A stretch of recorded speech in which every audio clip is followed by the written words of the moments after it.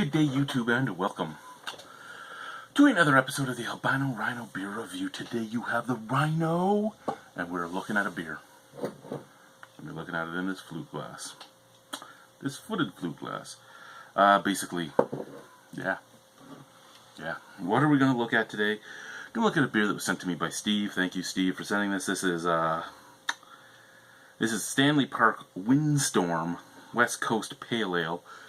So Stanley Park is one of those breweries out of BC that I had actually never heard of until they were bought out by a big guy. I didn't know this brewery existed, and then they were bought out by a big guy. And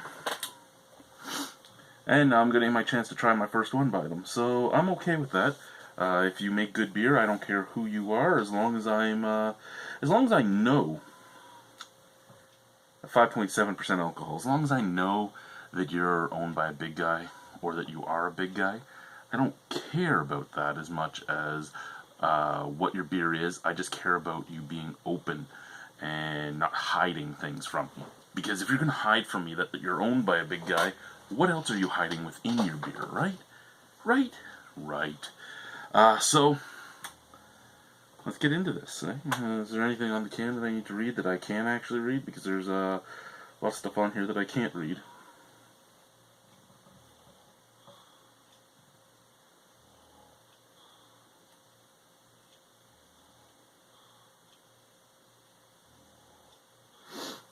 Logo's a registered trademark, Stanley Brewing Co. Can't read the rest of that.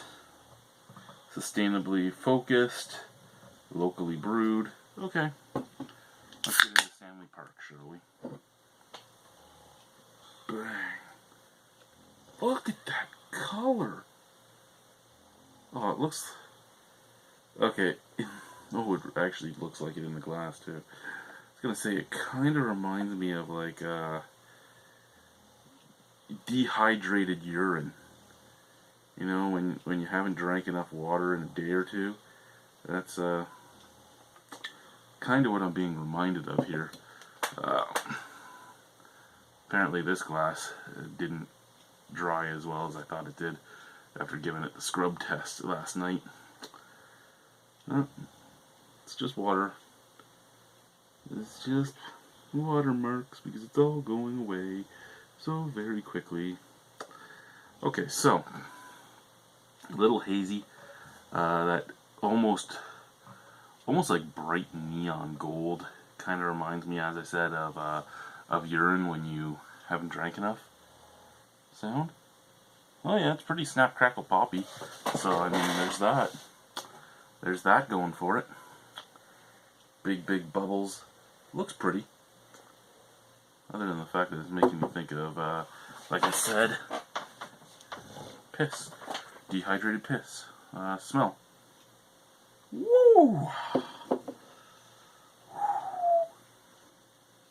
Wow.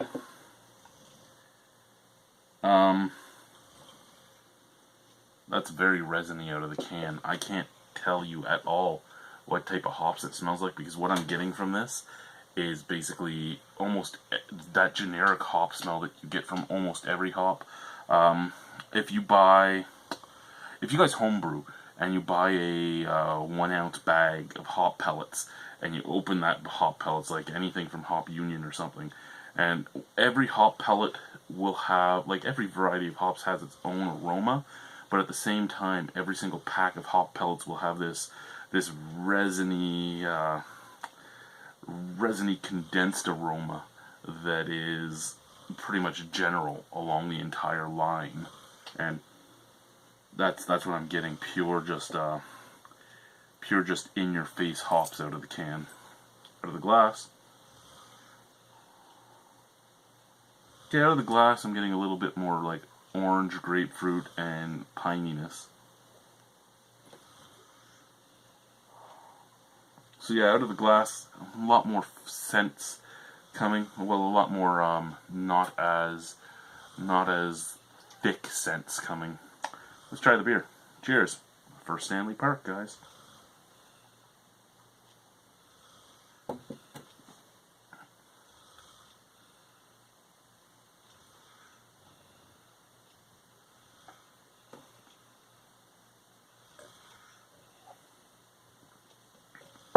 Okay, so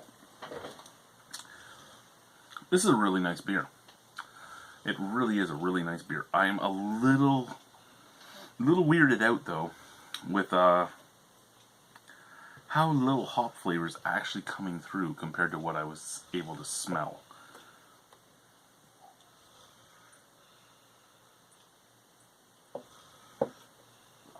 Like when I was smelling it out of the can, I thought it was going to be like chewing on a handful of hops. Drinking it, it's your average pale ale at best, hop bite wise, which I mean isn't a bad thing. It's just not what I expected with that smell. So what I'm getting here is a little bit of malt, a little bit of malty sweetness, a little bit of a roasted taste as well, almost. I shouldn't say roasted, I'll say toasted. A little bit like a toasted malt with a regular, just malty sweetness, and falls into a sweeter hop area, almost a little bit of orange, a little bit of passion fruit, and then boom, you go your sweet malts, your passion fruit and the orange, and then boom, right down into the bitter part, which is very grapefruit peel-like and somewhat cedary. But it's not over the top. It's not like it actually works you over or anything. It's just the flavor profile changes so quickly that it's interesting. But at the same time, it's not overpowering in the change. This is not a bad beer. It's not as juicy or as citrusy as I would expect from most of the West Coast. Well, you know what? This is an actual West Coast pale ale made on the West Coast. I guess I should say it doesn't remind me of the West Coast style pale ales and IPAs that I get here in Ontario and Quebec and all that. I guess, you know, when you think of things like Fat Tug and all that, it's nothing near those, or Amnesiac or anything like that. It's not anything near those beers, but yeah, I could see it being considered more like those beers than what we make over here. Out of 10, give this a 7.75. I actually quite enjoy it. It's not a bad beer at all. There's nothing really spectacular about it, but you don't need that. It's a pale ale, and it does its job as a pale ale, and that's all I care about. So thank you, Steve, for sending this. Thank you guys for watching. Have a wonderful evening. Bye-bye.